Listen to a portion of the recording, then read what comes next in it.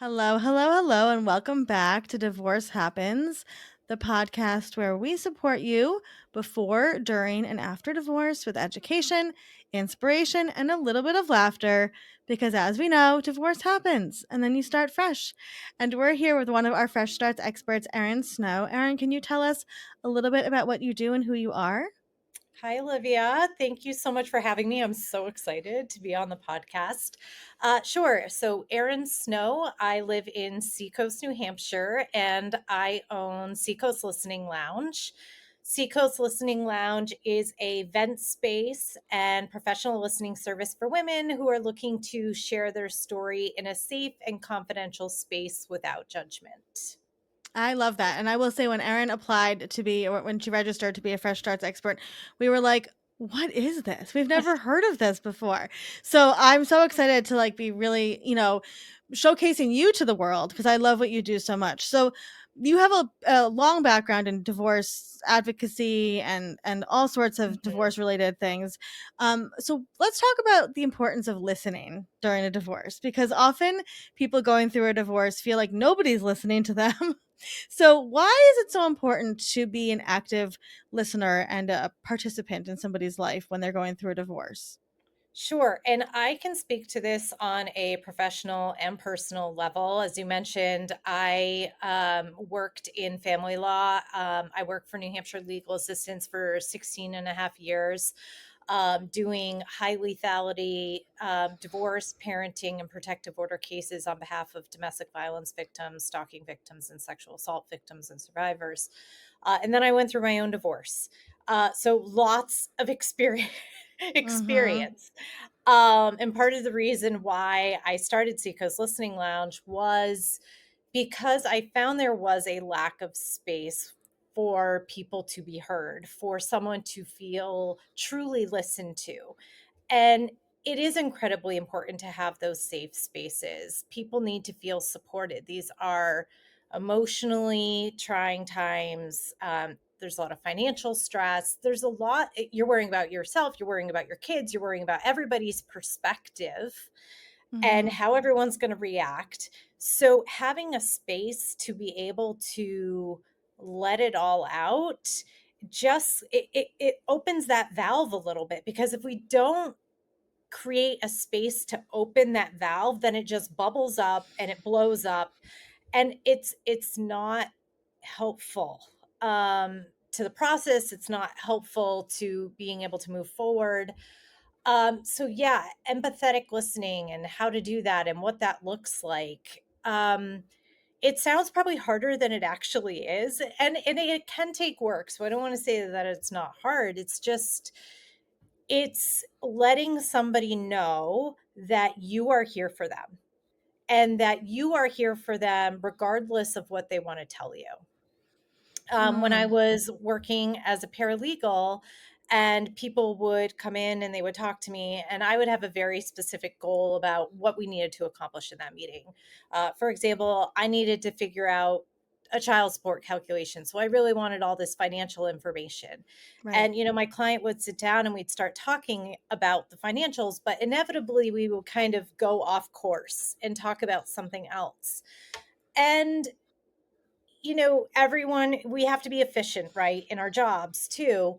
Um, but we also need to think about, why is this person going down this path? What do they need to talk about? And in that moment, what is more important? Is it more important that this person be able to get out what they need to get out? Or Right. do I need to be concerned about efficiency and I need this answer right now? And you have to balance those things.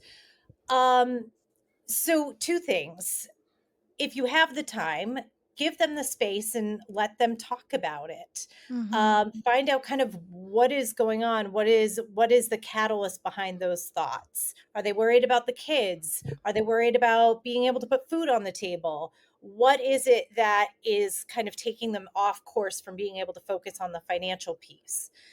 If if if you have very limited amount of time and you really need that answer, that's okay too, but acknowledge that this is important to that person. Say, I know that you really want to talk about this.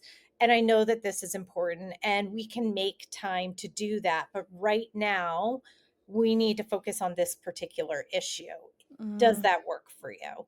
And just acknowledging that and creating that safe space and saying, "Hey, look, I wanna be here for you, I am here for you, but here are the boundaries, here are the parameters." right. Um, and then just on a personal level, I know firsthand what it was like to not have anyone to listen to me. Mm, mhm, Um, I didn't talk about my divorce at all with my friends. I think I people have probably heard me say this. I think people knew about the divorce when there was a U-Haul truck at my house. Like, what is going on? mhm, Um, I didn't talk about it because I was concerned about the judgment. I was concerned about what other people's reactions would be. I didn't want them to have all the information because those were very private, intimate details of my life, and I didn't feel prepared to share those things. Mostly because if you have kids, you find that your circle group, your group of friends, mhm, are also the parents of your kids' friends. So there's just mhm. certain information that you don't want to disclose because you want to be Yeah, protective. yeah, So there was a lot I didn't share. And that was really hard because I felt very, very alone.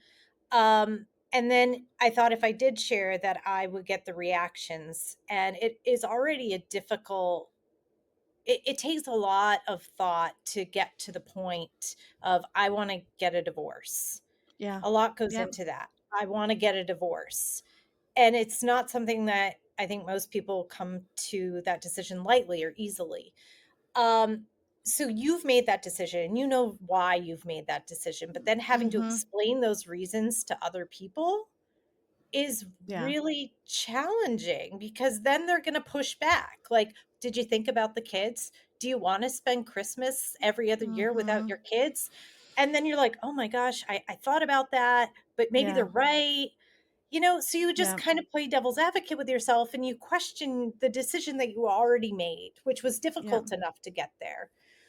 Um, so that's what I was worried about. And Yeah. so I would just say, so the importance of active listening, the importance of creating that safe space is you don't know what is going on necessarily in the mind of the person that's telling you their story. And if the reaction isn't exactly what they're expecting, it can shut them Yeah. down.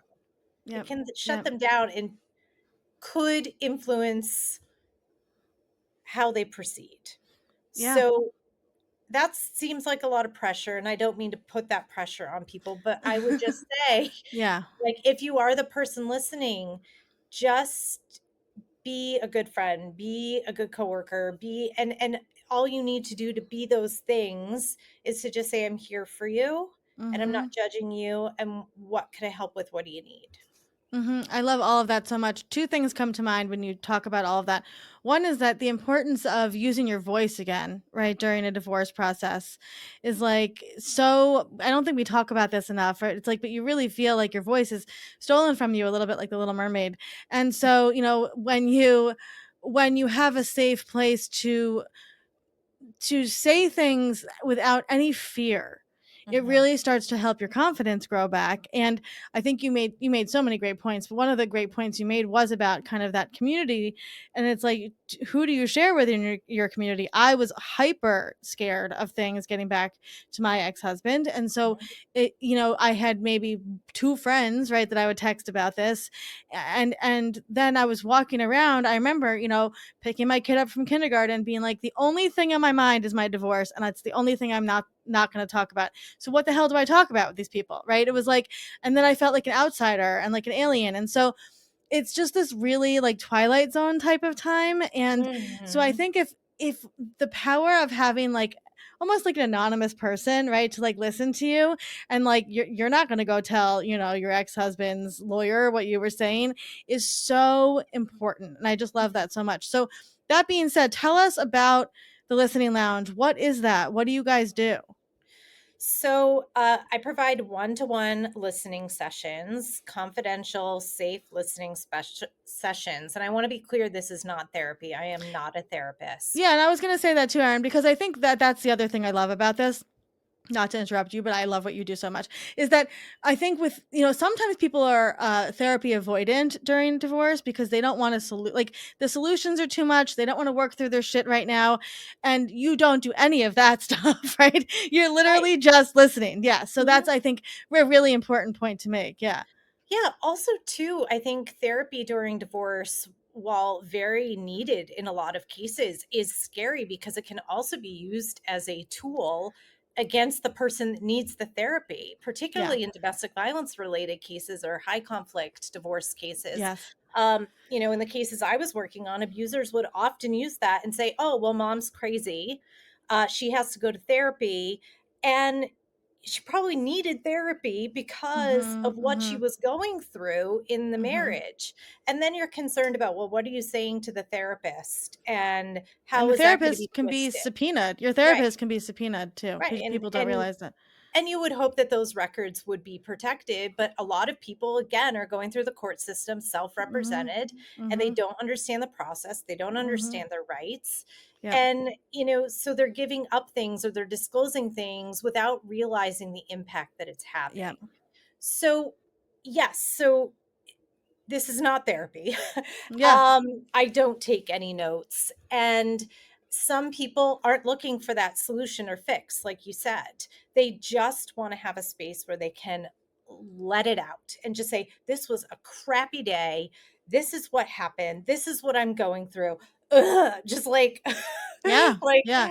We all projectile need that. it out there, Yeah, right? Like, yeah, and then yeah, just yeah, walk away and be like, oh my gosh, that just felt so yep, good to yep, just let it out. And that's yep. what it is. So two different types of sessions. I have a verbal smash session, which is kind of like the raw, like I want to get it Mhm, out and I'm mhm, so yep, mad and like the verbal smash room. We're yep, not splashing plates, but kind of the same idea. yep, love And then that. we have the listening session, which is just more kind of like the quiet, contemplative, Mhm, meditative process where mhm, maybe you're thinking about making a decision, but you haven't said it out loud, or maybe you got a health diagnosis and it's really scary and mm, you don't know what it's going to sound like to say it out loud. So maybe you want to mm, practice it here. There's a lot of different uses, and there's no one size fits all. Um, it's really geared towards meeting the needs of that individual person and where they are in that moment. And how they are one session might be completely different from how they are the next session. And that's why I ask in my sessions, how do you want me to listen to you today? Because, mm, going back to what I said earlier, I don't think that that's a question that we ask people. We just, they talk and we respond and we mhm, give our mhm, opinions, right. and they talk and we give our opinions. It's not like that. This is, if you don't want that and you just want me to nod my head and say, okay, okay, and understand and validate, Yeah. um, through those type of responses, that's fine. If you want me to get in there and be like, that guy's an a-hole and like, I'm Yep, with you, I can't believe you did yep, that. If you want that kind of reaction from me and that's what you need, I am here for that. I'm I love trained that. in trauma informed advocacy. I'm trained Mhm, in empathetic listening. As I said, I have professional and personal experience. I get it. And mm, I want people to know that that's what this space is. It is a safe space. mm, And as I said, it's one to one. I do group sessions. Those are Thursday nights in person if you're local to New Hampshire. But the really, really great thing about this service is that while I do have an amazing, I'm fortunate enough to have this amazing office space in Seacoast, New Hampshire, that it's a virtual service. So if you are on vacation and your husband drinks too much and he doesn't come home and you're pissed because you've been yeah. out all day with like four kids and like it's a Hell, hot yeah, mess and like it, yeah. and you need to like go, oh my God, I can't believe this, then call me, make an appointment. We can do it virtually. If you don't want to, if you feel safe in your house and you don't want to go out, I'm online. I love that. It's accessible. I wanted it Mhm. to be accessible. I love that. And I also love, as you're talking, I'm thinking there's a lot of people that have good things in their life happening and don't have anybody to celebrate that with, or are afraid maybe you're pregnant and your sister's trying to get pregnant and you are Yeah, not ready to tell her, right? And so, like, or yeah, maybe you got a job and your friend just lost their job, right? So, Erin is available for all the good things too, which we love also. So, yep, Erin, you can go to the website and just book a session super easily, right? On yep. virtual. Yep. Website has all the different types of services that I offer, and my calendar's right there. I offer free consultations. If you're like, hey, that sounds interesting, but not sure if it's for me, we can do that and you can learn more about it. But all on my Amazing. website. Hmm. Amazing, amazing. Well, Erin, you have so much experience in this. If somebody's going through a divorce and they are listening to this, which they probably are because it's divorce happens, what would be some words of encouragement that you could leave them with? I'm thinking about what I would have wanted someone to say to me when I was going through a divorce, which is, and it's actually a phrase that my mom uses a lot. Um, it's temporary. It seems really, really hard right now, but this is temporary and you will get through this. And whether you have people in your life, uh, or you're not sure who you can go to, you have services like this. You have fresh starts. There are people that you can reach out to who are here for you, who Mm, genuinely care about what you're going through in this moment. So it seems overwhelming. It seems scary. It seems hard. You're questioning so many questions, but there are people who want to wrap their arms around you and support you and are here for you for whatever it is that you need. So this is temporary. You will get through it, and you will get through it with people standing by you if that's what you need and want. love that so much. You can find all of Erin's info in the show notes. Erin, thank you for being here and for launching this amazing business and for being part of Fresh Starts. We appreciate you so much. Thank you so much. I'm so happy to be here.